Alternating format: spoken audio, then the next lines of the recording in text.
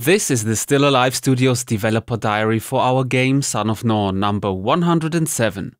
We continued working on those small things to polish and improve gameplay, like animations. The new mass telekinesis, for example, looks really powerful now. Throwing rocks has a much better animation too. Throwing rocks while in mass telekinesis looks like taken from a cool Japanese anime. I like that a lot.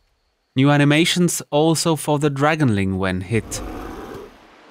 Improvements in visual effects. Playtesters didn't realize those deadly plants were actually, well, deadly. So we upped the dangerousness factor on them. They now communicate a lot more clearly that they are dangerous with their moving red tentacles. Also improved is the stats screen at the end of a level, where you can see the usage of your powers, kills and deaths. Looks much nicer than before. Comfort features. We implemented a menu item to restart a level. So when you're stuck, you don't need to quit the game or load a save game. You can just hit restart level from the menu and start from the beginning. Did you know there was also a return to last checkpoint menu item? When you're stuck somewhere and can't get out, instead of restarting the level, this option brings you to the place of the last save point without loading. It's just convenient.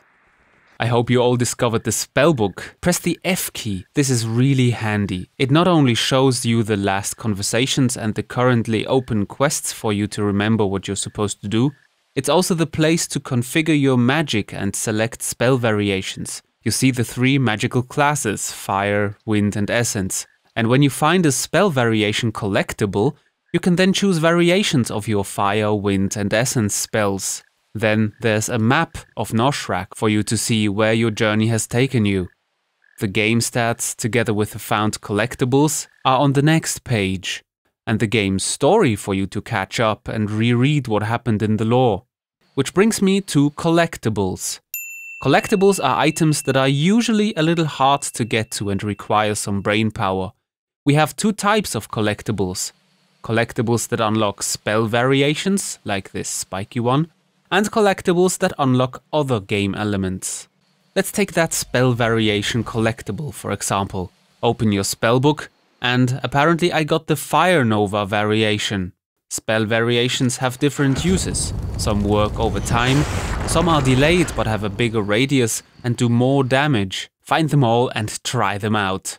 Our other collectibles can also be found in difficult places. Here I found an enemy I can now spawn in the Proving Grounds and have some fun fighting against. There are more enemies to unlock. There are also vanity items to put on your character in the character customization screen. You can find all your collectibles in the spellbook, where there is concept art, letters that expand the background lore of Son of Nor, and even a cooking recipe for Sarahul Shrew Stew, and many more. Intermezzo with a cool battle situation. Action needed. All backers should have received a mail asking them to update their personal info in our backer tool.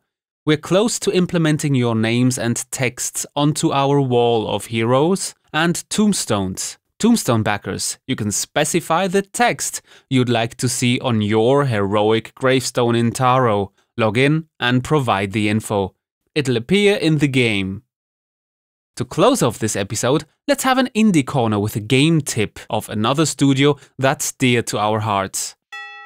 Brightside Games presents video game heroes joining forces with their unique skills. Brightside Games recently released their Team Indie. If you like puzzles and action, you're going to like this. Basically, your cat Marvin got sucked into the computer and you need to help him out. You can't really die. When you do, the game winds back and you can instantly try again. Gradually, new gameplay elements get introduced, like the trampoline flowers or the rope. To get Marvin back, you need help from other indie superheroes like BitTrip's Commander Video with their special power. You play and slide your way through and close those flowers or activate mechanisms to make it possible for Marvin to get through the level. The cool idea you play co-op with your past self at the same time. And from here, it gets more and more twisted. Portals beam you to other places and you have to timely activate mechanisms in the right order. One commander video after another, until Marvin can get through.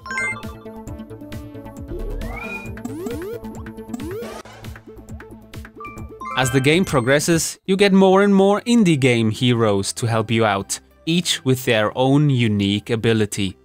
Jitters can create platforms to jump on. Puzzles get more and more complex, and you really need to think how to best use the abilities of your superheroes. In this level, Commander Video slides under those poisonous plants to get Jitter. Jitter creates platforms for Marvin to jump on and then has to get back to activate Marvin. And Marvin can now jump on Jitter's splats from before. It's so rewarding when you finally find the right way and timing. It's really puzzle solving. Subtle hints help you find the right way. Since Son of Nor will come out after the holidays, about end of January 2015, why not pick up an action puzzle platformer like Team Indie over the holidays that'll use your little brain cells and is a lot of fun. It's even 25% off on Steam until December 2nd. Support us indies and our friends at Brightside Games. And that was it for the next 2 weeks.